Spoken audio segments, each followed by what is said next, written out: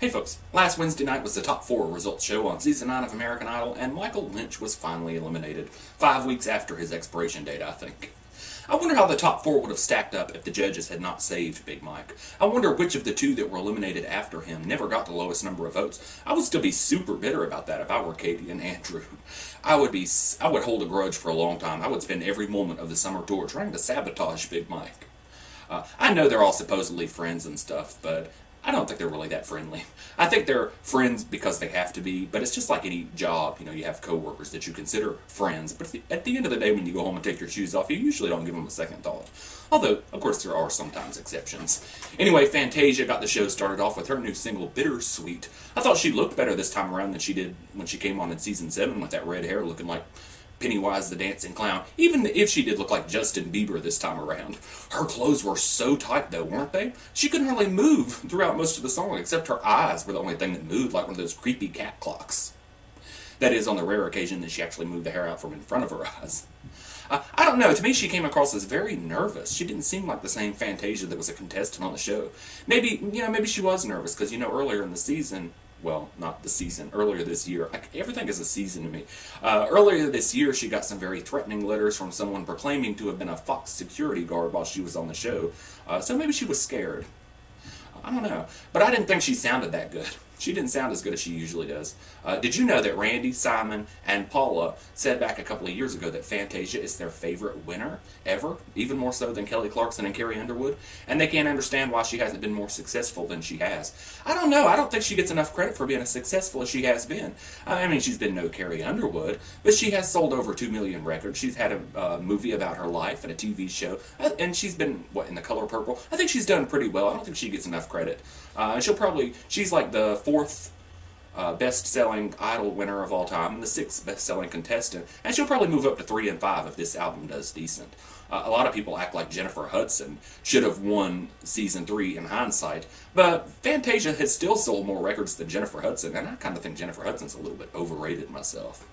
Anyway, next was the Ford music video. Put the message in the box. I have no idea what this theme of the Ford music video is about. I thought it was the worst one of the season. It made absolutely no sense to me. Next, we got to see past top 3 contestants on their visits home for the top 3. Did anybody else notice that they showed every male top 3 contestant that has been on the show from seasons 2 to 8?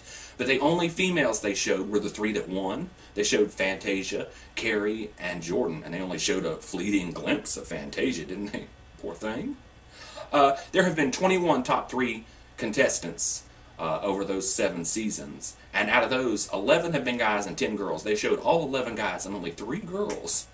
They didn't show Diana DeGarmo, Jasmine Trias, Kimberly Lott, Catherine McVie, Melinda Doolittle, Saisha Mercado, Vonzell Solomon. What was up with that?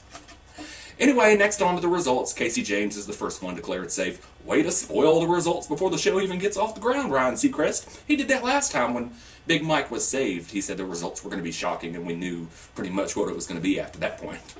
Next was a performance from Daughtry singing September. Finally, Chris Daughtry looking like the Chris Daughtry that was a contestant on the show that everybody loved. I guess he's out of that stupid guy liner phase that he was going through there for a while, where he looked like a raccoon that likes to rummage through garbage.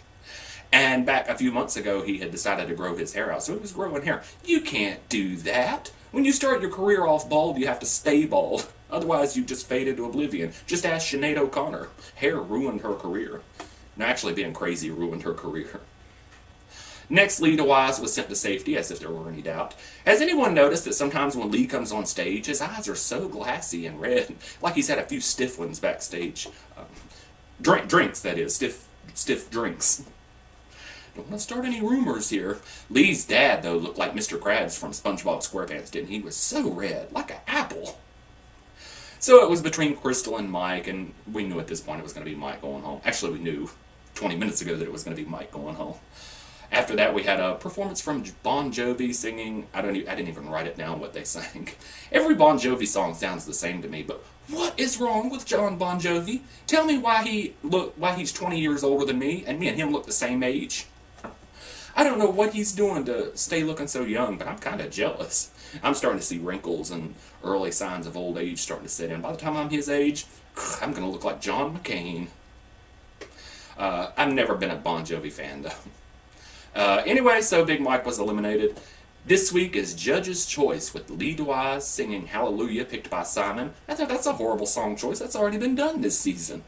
But apparently Simon owns the rights to that song, so he's going to be lining his pockets with it. Apparently he makes money when the song gets performed on the show. Isn't that what they call a conflict of interest? I don't know. I don't know if Lee could do as good as Tim did earlier in the season. He just doesn't seem to have that voice. It seems like it's better with a soft voice, like Jason Castro and Tim Urban. And Lee will, like, kind of bark the song, and I don't know if he'll do that well with it. But he might. Crystal singing Maybe I'm Amazed, picked by Ellen DeGeneres, by Paul McCartney. And Casey James singing Daughters, picked by Kara and Randy. Well, that's those are the ones that picked the song to throw you under the bus. They kind of want to get rid of Casey James so they can have the Crystal Lee finale. But I'd be happy to see Casey in the finale myself. I don't care who's in the finale. This is like one of the first seasons, actually. Well, not the first season. Season 5, I didn't care who won. But I don't really care who wins. It's all going to come down to their performances from here on out for me to decide who I want to win. But I don't really care at this point. So anyway, yeah, I'll see you folks Tuesday.